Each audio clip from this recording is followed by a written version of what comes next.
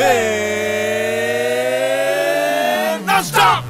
Unitini basto, kupkaje nasto, always hyper non-stop. Hasto nasto, all be blanto, full game jumper non-stop. স্বপ্নেরা উকি দিলে ঝুঁকি নিতে দোষ নাই পাই যদি তোমাকে ফুসকার টক্কাই non-stop. Alright. Non-stop. রোমিও আমাকে কেউ বলে না আর চোখে মুখে দেখি চলো না non-stop. Check it. Yeah, non-stop. Non-stop. Non-stop. Non-stop. Come on, check it, check it, check it. Unitini basto, kupkaje nasto, always hyper non-stop. Hasto nasto, all be blanto, full game jumper non-stop. Non-stop, non-stop, non-stop.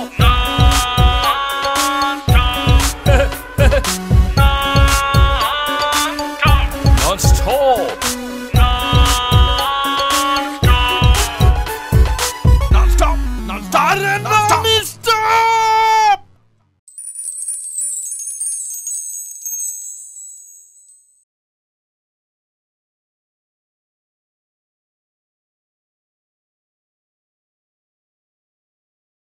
কথা ছিল আমাদের বাড়ির যে কোনো একটা ছেলের সাথে আজিফার বিয়ে হবে, মজনু ভাইয়ের সাথেই যে বিয়ে হবে এরকম তো কোনো কথা ছিল না।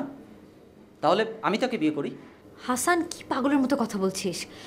ওয়াজিফা তোর থেকে বয়সে অনেক বড়। অহনা, আগামীকাল অজিফার সাথে আমার বিয়ে হবে। কিন্তু আমার মনে হচ্ছে আপনি তাকে অনেক সুখে রাখতে পারবেন। যদি মজনু সুখী হতে চায় তাহলে সেটা সম্ভব। পরশুদিন বাদ জোহর মজনুর বিয়ে ঠিক হয়েছে, একেবারেই সাদামাটাভাবে, হলুদ টুলুদ কিছুই হচ্ছে না। কাজী আসবে, বিয়ে পড়িয়ে দিয়ে যাবে। বাবা আমার সব পূরণ করবার জন্য সেই মুকুটটা চুরি করেছিল।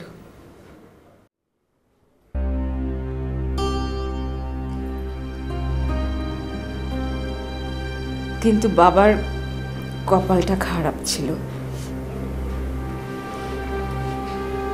দুদিনের মধ্যেই বাবা ধরা পড়ে যায়। যদিও তখন ইস্তাম্বুলে সেরকম নিয়ম ছিল না, কিন্তু স্থানীয় লোকেরা পুলিশের সহায়তা নিয়ে একদম সরকারি কয়েদখানার ভেতরে বাবার হাত কেটে দেয় সবার সামনে।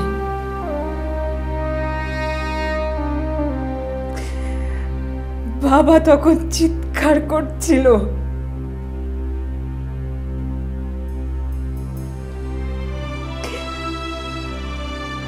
আর আশেপাশে সবাই সেই চিৎকার শুনে আনন্দ পাচ্ছিল।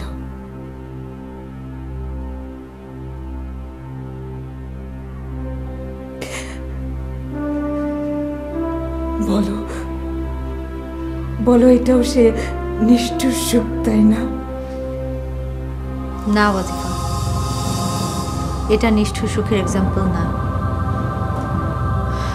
নিষ্ঠুর সুখের এক্সাম্পল তখনই হবে যখন যে খেলনা বা মুকুটটার জন্য তোমার বাবার হাত কেটে দেওয়া হলো সেই খেলনা বা মুকুটটা নিয়ে তুমি খেলবে, তখন এটা হবে নিষ্ঠুর সুখ।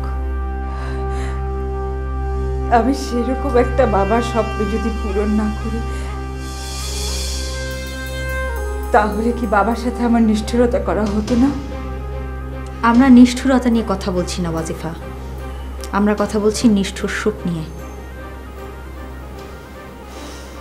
মজনু আর অহনার সম্পর্ক আছে, এটা জানার পরও তুমি মজনুকে বিয়ে করছো, এটাই আসলে নিষ্ঠুর সুখ।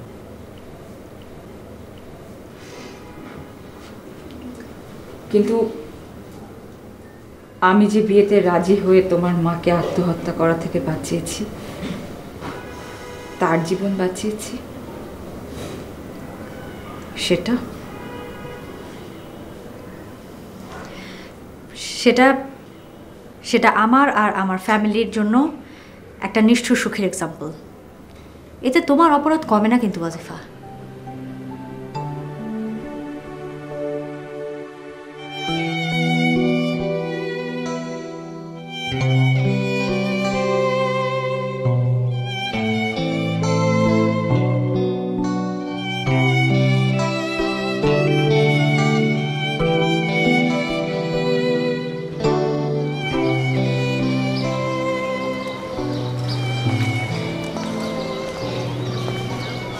হাসান, হ্যাঁ আপু। ও না না না, আপু না, তুমি তো এখন ভাবি, কারণ তোমাদের আজকে বিয়ে। হ্যাঁ আরে ইউনিভার্সিটি যখন বন্ধ থাকে তখন কিন্তু আমি ওই একটু দেরি করে ঘুম থেকে উঠি, কিন্তু তুমি কিন্তু আজ সকাল সকাল আমাকে একদম মর্নিং ওয়াকে বের করলে। আর ভাবি হওয়ার পর কি প্রত্যেক দিন করবে এটা? আরে না বোকা, আজ আমার শেষ স্বাধীন সকাল, তাই একটু ঘুরে বেড়াতে ইচ্ছে হলো। চলো এগোই। চলো না, আমিও যখন ওই তোমার সারা রাত জেগে একটা ডিজাইন শেষ করি তখন আমারও কিন্তু খুব স্বাধীন মনে হয়, এবং তখন এরকম করে হাঁটতে বের হয়ে পড়ি। আর সেই জায়গা থেকে তো তোমার সাথে আমার খুব মিল। আচ্ছা, তুমি যে বলছিলে যে আর্কিটেকচারের ডিজাইনটা, তুমি সেটা পছন্দ করো তো? পছন্দ মানে কি, এটা তো আমার সোল। ডিজাইনিং অনেক নতুন চিন্তা, অনেক নতুন কিছু বিষয় আছে, সৃজনশীলতা আছে, এটা তো ভীষণ ভালো লাগার বিষয় আমার। তবে আমি একটা ব্যাপার আমার ডিজাইনিংয়ে ভালো লাগে না। কোন ব্যাপারটা? ভালো লাগে না ধরো কোনো পুরনো সুন্দর জিনিসকে খামাখা ভেঙে নতুন কোনো ডিজাইন করা, এই ব্যাপারটা আমার কাছে মনে হয় আননেসেসারি। আর নতুন ডিজাইনের পর বিল্ডিংটা যদি না হয় তখন কেমন লাগবে? না, সেটা খারাপ লাগবে, সেটা ঠিক, কিন্তু ধরো সেটা যদি দেখতে খুব সুন্দর হয় বা সেটা করতে যেয়ে যদি অনেক আনন্দ পাই, মজা পাই, সেটারও একটা ভ্যালু থাকতে পারে, তাই না আপু? ও সরি, এটা তো আপু হবে না, এটা হবে ভাবি। তুমি আমাকে ভাবি না, আপু বলেই ডাকবে। যেহেতু আমি বিয়েটা করছি না, সেহেতু ভাবি বলতে তুমি বাধ্য না। মানে কি, তুমি বিয়ে করছো না?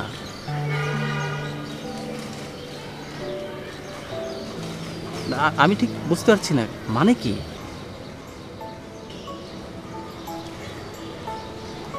না,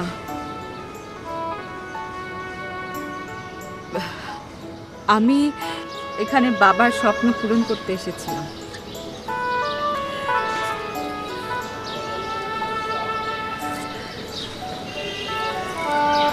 কিন্তু যখন সেই স্বপ্নটা পূরণ করতে যাব, মানে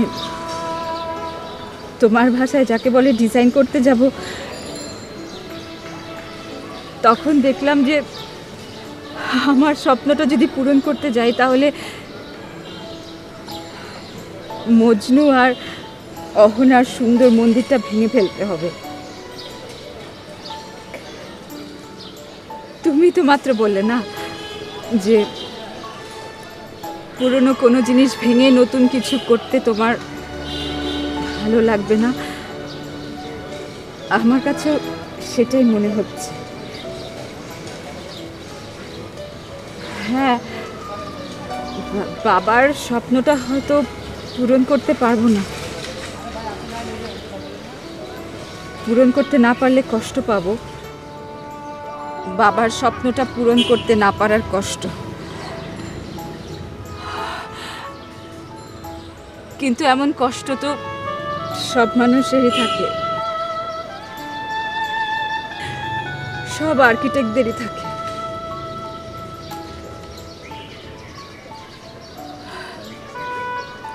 তাই না হাসান? হ্যাঁ,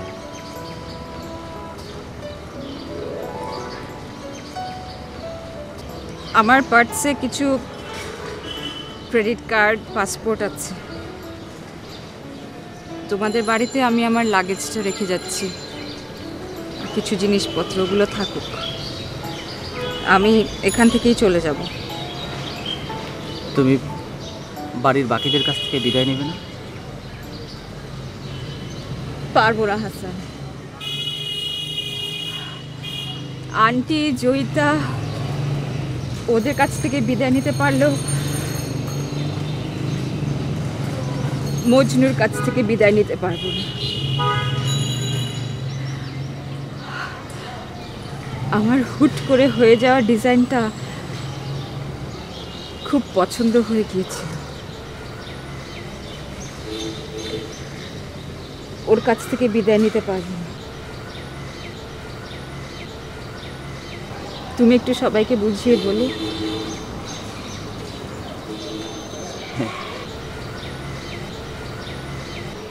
তুমি তুমি আজকে চলে যাওয়ার জন্য সকালে বের হয়েছিলে, তাই তো?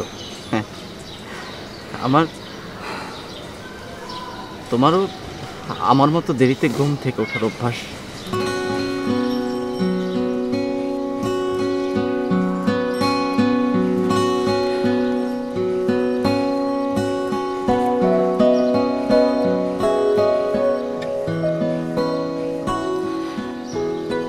এটা আমার ডিজাইন করা আর্কিটেক্ট, তোমাকে দিয়ে গেলাম। ভালো থেকো।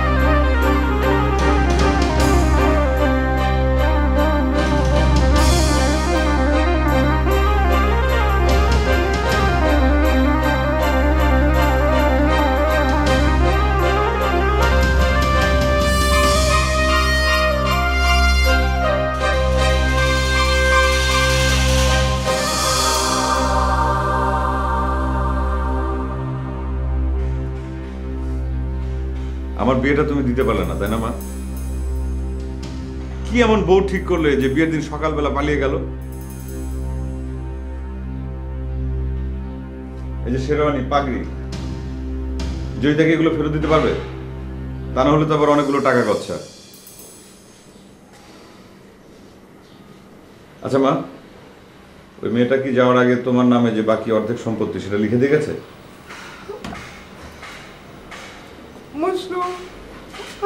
দেখো মা, ওই মেয়েটাকে কোনোভাবে বিশ্বাস করা যাবে না।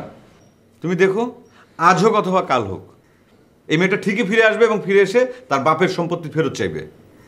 আমার মনে হয় তার চাইতে এক কাজ করো, পুলিশে খবর দিই, পুলিশ ওই মেয়েটাকে ধরে আনুক, ওই মেয়েটার সাথে তুমি আমাকে বিয়ে দিয়ে দাও। আমাদের এই বাড়িটাকে তো রক্ষা করতে হবে, এটাকে হাতছাড়া করলে তো চলবে না মা।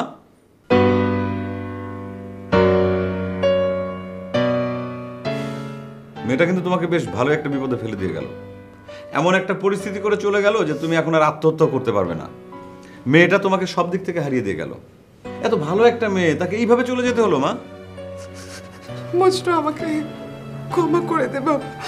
তুমি আমার জন্য, এই বাড়ির সবার মঙ্গলের জন্যই তো এই কাজটা করতে চেয়েছিলে, সেই জন্য আমার কাছে তুমি ক্ষমা না চাইলেও চলবে। কিন্তু অজিফা, তার কাছে ক্ষমা চাওয়ার তো আর কোনো সুযোগও তোমার হাতে নেই, সে তো চলে গেছে। থাম বাবা, আমি জানি সব সর্বনাশ আমি করেছি, তোর অনেক বড় সর্বনাশ আমি করেছি। এখন বল আমি কি করি? অহনা কই? আমি একটু অহনার সাথে কথা বলবো। অহনার সাথে কেন? মজনু, জীবনে প্রথম তুই একটা মেয়েকে ভালোবাসলি, 2 দিনের মাথায় সম্পর্কটা নষ্ট করে দিতে হলো আমার জন্য। আমি আরেকটা মেয়ের সাথে তোর বিয়ে ঠিক করলাম। দেখ, তোর কাছে আমি যেমন অপরাধী, আসিফার কাছে, ওনার কাছে তো আমি কম অপরাধী না রে। না মা, তুমি শুধু এই একটা জায়গায় অপরাধী নও, এইখানে অপরাধের দায় শুধু একজনের, সে হচ্ছে আমি। সব অপরাধ আমার। আমি তো তোকে বাধ্য করেছিলাম এই অপরাধ করতে। তোর আমাকে ওনার কাছে ক্ষমা চাইতে দে বাবা, প্লিজ। না মা, তুমি তার কাছে ক্ষমা চাইবে না, তার সাথে কোনো কথা বলবে না। কেন? কারণ অহনার সাথে কথা বলার অধিকার কিংবা ক্ষমা চাওয়ার অধিকার শুধু তুমি নয়, আমিও হারিয়েছি মা।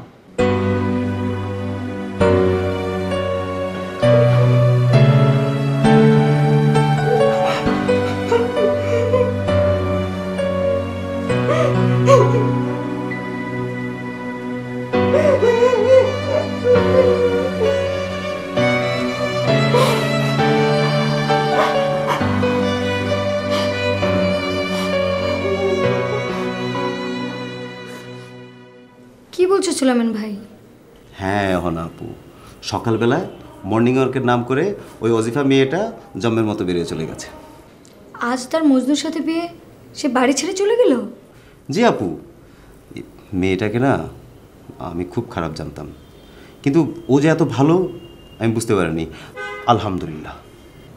গিট্টু ভাই, মেয়েটা কোথায় গিয়েছে কিছু বলে যায়নি? কোথায় যাচ্ছে সেটা যদি বলে যায় তাহলে কি জন্মের মতো যাওয়া হয়? সাদিকে আমি মেয়েটার নামে আলহামদুলিল্লাহ বলছি। খুবই চালাক মেয়ে, আর কোনো ঠিকানা দিয়ে গেলে তো খালাম্মা ঠিকই তাকে ধরে নিয়ে এসে বিয়ে দিয়ে দিত। মেয়েটা সেরকম কোনো ভুল করে নাই, একদম খাস নিয়তে পাক দিলে বেরিয়ে চলে গেছে। তুমি এত খুশি কেন গিট্টু ভাই? আমি খুশি হব না? আর ওই মেয়েটার জন্য আপনার আর মঞ্জু ভাইয়ের মধ্যে একটা বিশাল বাধা উপস্থিত ছিল, এখন সেই বাধা মরহুম হয়ে গেছে। আর ওই মরহুমের জানাজা পড়া উচিত, তাও কি গায়েবানা জানাজা। তুমি যে কি না কি সব আবল তাবল কথা বলছো। আপু, আমি এলাম নোয়াখালী মাল, এসব রক্তে মিশে আছে। আপনি বসুন, আমি মজনু ভাইকে ডেকে নিয়ে আসি, তারপর আপনাদের মধ্যে একটা ফয়সালা হবে। কিসের ফয়সালা? এই আগের সম্পর্ক আবার জাতা করার ফয়সালা। এত সহজে কি ফয়সালা হবে গিট্টু ভাই? কেন না? যেদিন আমাকে ভালোবাসার কথা বললো, তার পরের দিন আরেকটা মেয়েকে বিয়ে করতে বসলো। পরিস্থিতির কারণে হয়তো আমি তাকে মাফ করে দিতে পারি, কিন্তু আমি কি সেই দিনগুলি আর ফেরত পাবো? সেই সম্পর্কটা কি আগের মতো হবে বলো? চাইলেই তো সম্ভব। আপনারা দুজন দুজনকে ভালোবাসেন, মুখ ফুটে কথা বললেই তো সব সমস্যা পচে যাবে। আর সেই পচা ডোবার মধ্যে জেগে উঠবে সমাধানের পদ্ম ফুল। এত সোজা না সুলাইমান ভাই, বিষয়টা জটিল আছে। আরে এই জন্যই তো বললাম চলেন মুসলিমের কাছে যাই, সব জটিলতা দূর করি। চল। আমি যাব না, যার আসার ইচ্ছা হবে সে এমনিতে আসবে।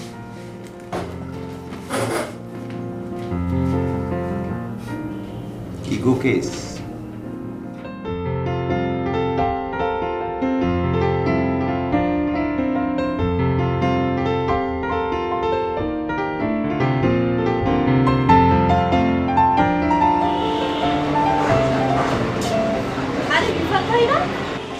হ্যাঁ জি জি জি, ঠিক ঠিক বলেছেন, আমি কবি রিফাত। তো আপনাকে তো ঠিক চিনতে পারছি না, আপনার সাথে কোথায় দেখা হয়েছিল বলেন তো? আমি অবনী, সেদিন না আপনি আমাকে কবিতা শুনিয়েছিলেন, তারপর খাওয়ালেন, ভুলে গেলেন? ও হ্যাঁ, বুঝতে পেরেছি বুঝতে পেরেছি। কবি মানুষ তো, বুঝতেই তো পারছেন কজনের কথা মনে রাখা যায়। আমার তো আবার হাজার হাজার ফ্যান, বুঝেন না। আজ আমি আপনাকে খাবো, চলুন। না না, সে হয় না, আমি আপনাকে খাওয়াবো। সেদিন তো আপনাকে নিয়ে আমি একটা কবিতাই লিখে ফেলেছিলাম। সত্যি আমাকে নিয়ে কবিতা লিখেছিলেন? একটু আগে তো আপনি আমাকে চিনতেই পারছিলেন না। আর জানেন তো কবিতা সব কিছু ভুলে যায়, আর ভুলে না গেলে নতুন সৃষ্টি হবে কি করে বলেন? কবিতাটা আপনার সামনেই আমি লিখেছিলাম, আমি জানতাম যে আপনার সাথে আমার আবার দেখা হয়ে যাবে, তাই সেদিন আমি কবিতাটা আপনাকে শোনাইনি, ভাবলাম না একটা সারপ্রাইজ আপনাকে দেবো। তাহলে আজকে শোনান। আজকে এখানে শোনাবো না, এক কাজ করি, চলেন আমরা একটা আলাদা জায়গায় গিয়ে বসি, খেতে খেতে আপনাকে কবিতাটা শোনাই, ঠিক আছে? চলেন।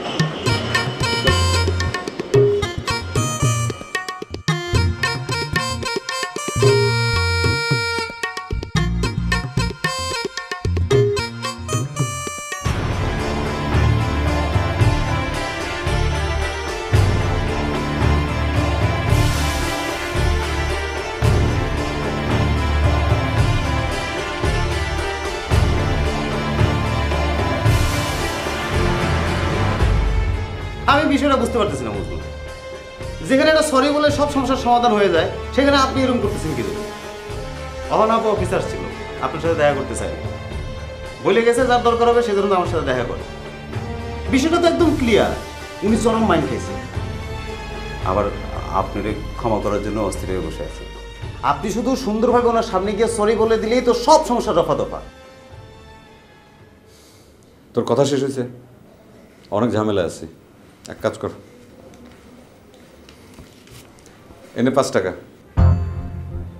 এই মোড়ের একটা টং চায়ের দোকান আছে না, ওই চায়ের দোকানে গিয়ে 1 কাপ চা খেয়ে ওইখান থেকে বিদায় হবে, আর এখানে আসবি না, যা। বুঝলাম না, কি থেকে আপনি কি বলতেছেন? আরো 5 টাকা দিচ্ছি, এনে ধর। চা খাওয়ার আগে 2টা টোস্ট বিস্কুট খাবি। তোর বডিতে সুগারের লেভেল কমে গেছে, তোর মাথা ঠিক মতো কাজ করতেছে না, বুঝতে পারছিস তুই? Non-stop! Uniti di basto, cucca di nesto, always hyper non-stop. Hesto nesto, albi branto, full and jumper non-stop. স্বপ্নেরা উকি দিলে ঝুঁকি নিতে দোষ নাই, পাই যদি তোমাকে ফুসকার টক্কাই non-stop. Alright, non-stop. রোমিও আমাকে কেউ বলে না, আর চোখে মুখে দেখি চলো না non-stop. Check it. Non-stop, non-stop, non-stop.